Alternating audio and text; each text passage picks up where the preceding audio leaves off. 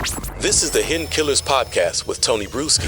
Featuring defense attorney, Hidden Killers daily contributor, and host of the Defense Diaries podcast, Bob Motta.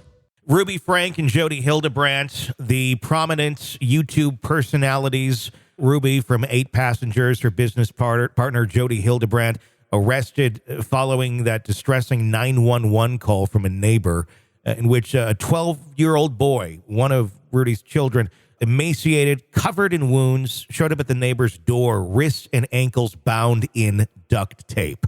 He managed to escape from Hildebrandt's home where Ruby was spending the summer with the kids. This one, I don't know if it should shock me or not, but it kind of does, considering the following that she had. I know there's a lot of weirdness that goes along with some of these religious beliefs and some of the extremes that they will go to. I mean, take a look at the Duggars. They were not LDS. They were their own thing. Lori Vallow in the LDS. There's been several in this last year that have been LDS. But what is going on here? How do we go from this mommy blogger who seemed like a strict parent, kind of, I would almost call it old school parenting. There wasn't any true solid beating of a children or duct taping them on camera or even really talking about that. How do we go from that to this? Evidence. Yeah. You know, when the kid outcries, when the kids start coming forward and it becomes apparent that, you know, they were going too far, you know, because look,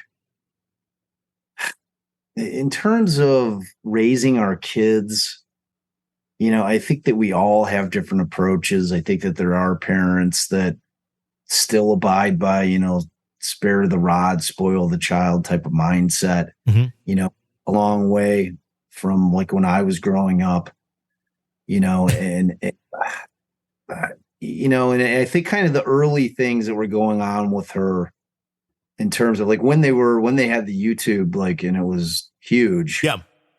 Like she got a lot of pushback with like the sandwich thing. Like sure. When her 6-year-old, it was her own responsibility to make her own lunch. And then one day she forgot and, you know, she blasted it out on one of the episodes on streaming, and the whole, you know, like all kinds of people were upset. Like, oh my God, this woman's saying like she wants her 6-year-old to starve. She like doesn't want her to get food when she's at school.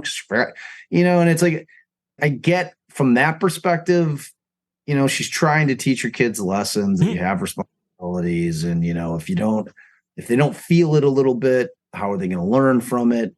You know, but then we get to these things that are much different. Yeah. You know, like the word, it's physical abuse, it's mental abuse, you know, it's just they're neglecting them. And, you know, my bigger question is like, so these kids are old.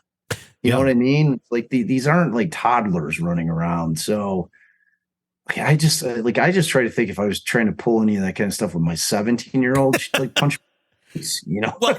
There is the one. There's a 20-year-old that responded online on social media with the words "finally" and a picture of her mother being arrested.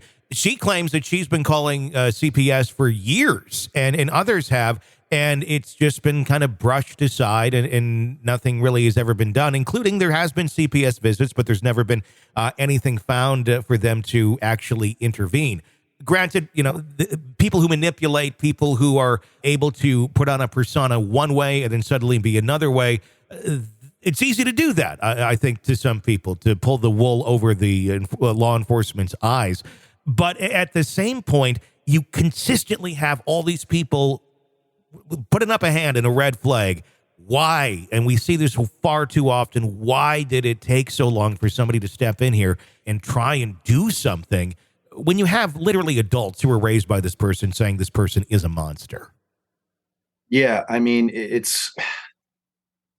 that's another thing. Like, and you have to wonder in terms of like, because kids are taught now, like, you know, back in the day, like kids didn't necessarily know what was allowed in terms of their parents, in terms of them disciplining them. You know what I mean? Like when I was growing up, like we weren't taught in school, you know, that it's not okay for your parents to be beating you or spanking you. Like it was not part of the conversation. Nowadays it is, you know, like nowadays, but like you said, when you're dealing with Child Protective Services, they're not law enforcement. You know, I mean, these people that are typically social workers that are out there trying to do a very difficult job because they're going into, a very private space in terms of people raising their children. They're going into their homes and they're looking for evidence of abuse of all different types. And like you said, you've got, some people that are masters at manipulation and they're able to, convince some of these social workers, like, look, this is just how we raise our kids. They're not abused. We adore them. You can watch our entire lives on YouTube. The kids look abused to you. You know what I mean? It's like, and if any of those CPS workers were fans of the show, you got to factor that in. But it's like,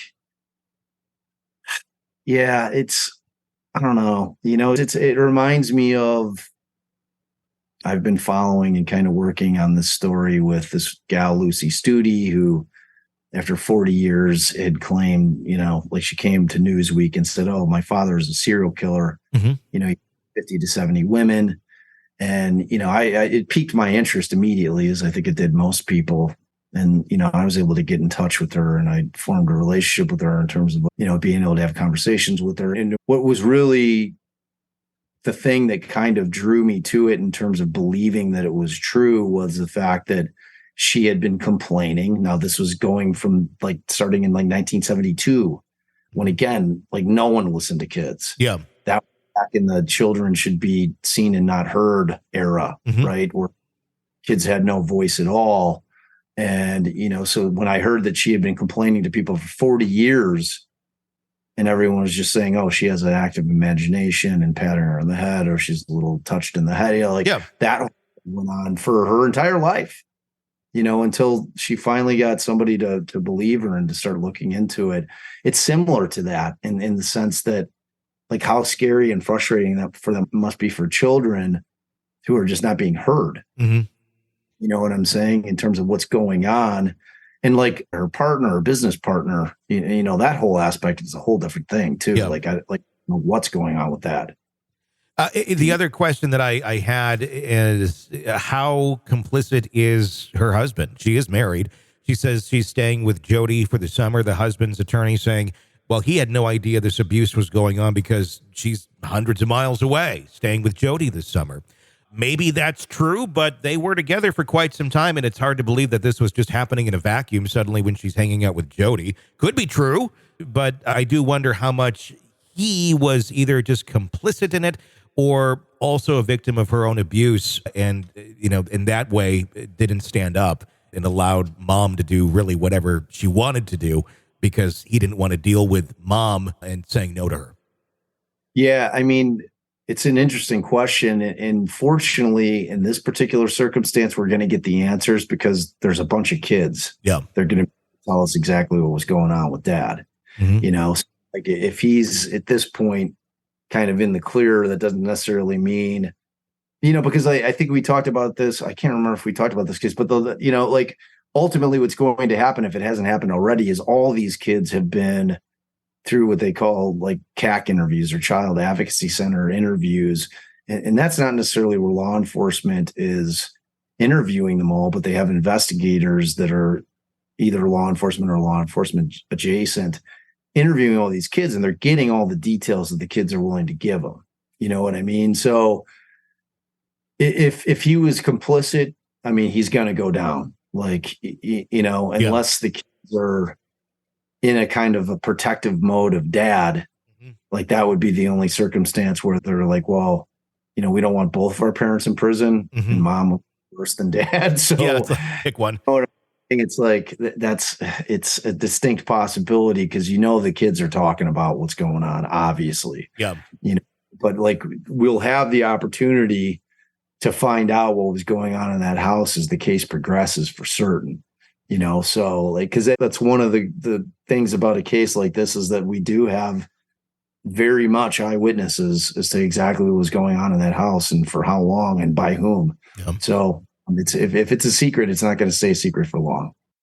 You're consuming the Hidden Killers podcast. Want more? Start binging on all of our true crime podcasts right now through Apple Podcasts and get an ad-free experience when you sign up to be a True Crime Today Premium Plus member exclusively on Apple Podcasts. More of the Hidden Killers podcast dropping soon. Press subscribe now.